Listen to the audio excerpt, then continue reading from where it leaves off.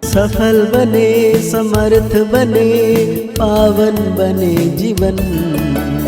मीठी मुरली सुन के पाए सुख सघन। आज का चिंतन, आज का चिंतन। ओम शांति। Good morning. स्नेह का सागर शिव बाबा,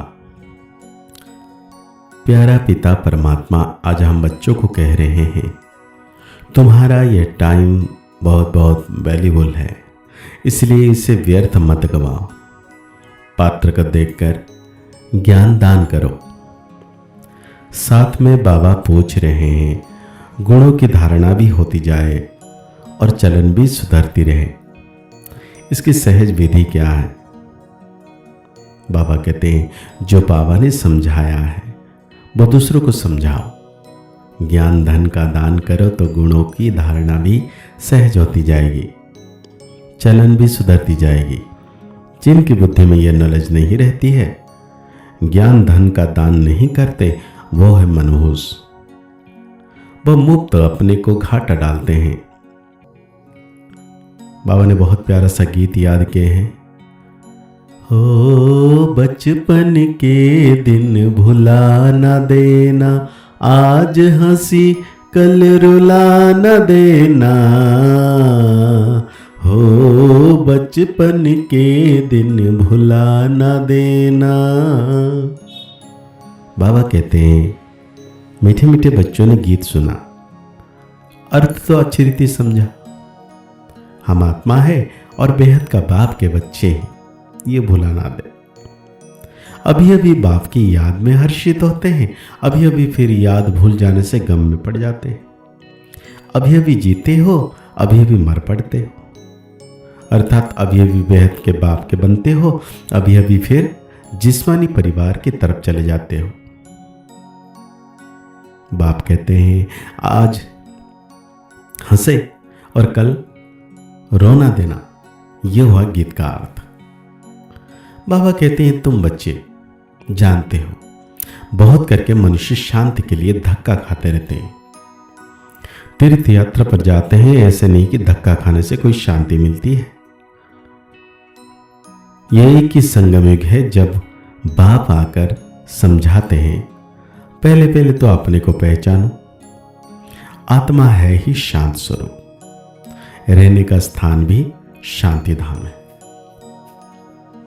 यहां आत्मा है तो कर्म जरूर करना पड़े। जब अपने शांति धाम में है तो शांत है। सत्युग में शांति रहती है, सुख भी है, शांति भी है। शांति धाम को सुखधाम नहीं कहेंगे। जहां सुख है उसे सुखधाम, जहां दुख है उसे दुखधाम। यह सब बात तुम समझ रहे हो। यह सब समझाने के लिए कोई को सम्मुख ही समझाया जाता है। प्रदर्शनी में जब अंदर घुसते हैं तो पहले पहले बाप का परिचय देना चाहिए। बाबा कहते हैं कॉलेज के स्टूडेंट ही पहले पहले पत्थर मारना शुरू करते हैं। जोश होता है ना, बूढ़े या माता तो पत्थर इतना जोर से मार ना सके। अक्सर करके स्टूडेंट का ही शोर होता है, उन्हों को ही लड़ाई के लिए तैयार करते हैं। अब बाप आत्माओं को समझाते हैं तुम उल्टे बन गए हो, अपने को आत्मा के बदले शरीर समझ लेते हो। अब बाप तुमको सीधा कर रहे हैं। कितना रात दिन का फर्क है। सीधा होने से तुम विश्व के मालिक बन जाते हो। अभी तुम समझते हो हम आधा कल्प उल्टे थे, अब बाप आधा कल्प के लिए सुलटा बनाते हैं। अल्लाह के बच्चे हो जाते तो विश्व की बादशाही का वर्षा मिलता है। रावण उल्टा कर देते हैं तो काला काया चट्ट हो जाती, फिर गिरते ही रहते। राम राज्य और रावण राज्य को तुम बच्चे जानते हो। तुमको बाप की याद में रहना है। भल शरीर निर्वाह अर्थ कर्म भी करना है, फिर भी समय तो बहुत मिलता है। कोई जिज्ञासु आदि नहीं है, काम नहीं है तो बाप की याद में बैठ जाना चाहिए। वो तो है अल्पकाल के लिए कमाई, और तुम्हारी यह है बदला, सदा काल के लिए कमाई। इसमें अटेंशन जास्ती देना पड़ता है। माया घड़ी घड़ी और तरफ ख्यालत को ले जाती है। ये तो होगा ही, माया भुलाती रहेगी। तो बाबा कहते हैं यह बातें तुम्हारे में भी बहुत थोड़े हैं जो समझते हैं ये दुनिया खत्म हो जानी है। बाप ने समझाया है सब आत्माओं का अंत में वापस जाना है। सब आत्माएं शरीर छोड़ चली जाएगी। तुम बच्चों की बुद्धि में है, बाकी थोड़े दिन है। अब फिर से यह सब विनाश हो जाना है। सतयुग में सिर्फ हम ही आएंगे, सभी आत्माएं तो नहीं आएंगी। जो कल्प पहले आए थे वही नंबरवार आएंगे और वही अच्छी रीति पढ़कर और पढ़ा भी रहे हैं। जो अच्छा पढ़ते हैं वही फिर नंबरवार ट्रांसफर होते हैं। तुम तो ट्रांसफर होते हो, तुम्हारी बुद्धि जानती है। जो आत्माएं हैं सब नंबरवार वहां शांति धाम में जाकर बैठेगी, फिर नंबरवार आती रहेगी। बाप फिर भी कहते हैं मूल बात है बाप का परिचय देना। बाप का नाम सदैव मुख में हो। आत्मा क्या है, परमात्मा क्या है, दुनिया में कोई भी नहीं जानते। भलगाते हैं भ्रुकुटी के बीच में चमकता है अजब सितारा। बस जास्ती कुछ नहीं समझते। सब यह ज्ञान बहुत थोड़ों की बुद्धि में है। घड़ी घड़ी भूल जाते हैं। पहले पहले समझाना है बाप ही पतित पावन है। वर्षा भी देते हैं, शहंशाह बनाते हैं। तुम्हारे पास गीत भी है, आखिर वो दिन आया आज, जिसका रास्ता भक्ति मार्ग में बहुत तकते थे। द्वापर से भक्ति शुरू होती है, फिर अंत में बाबा का रास्ता बताते हैं। कयामत का समय भी इनको कहा जाता है। आसुरी बंधन का सब हिसाब किताब चुक कर वापस चले जाते हैं।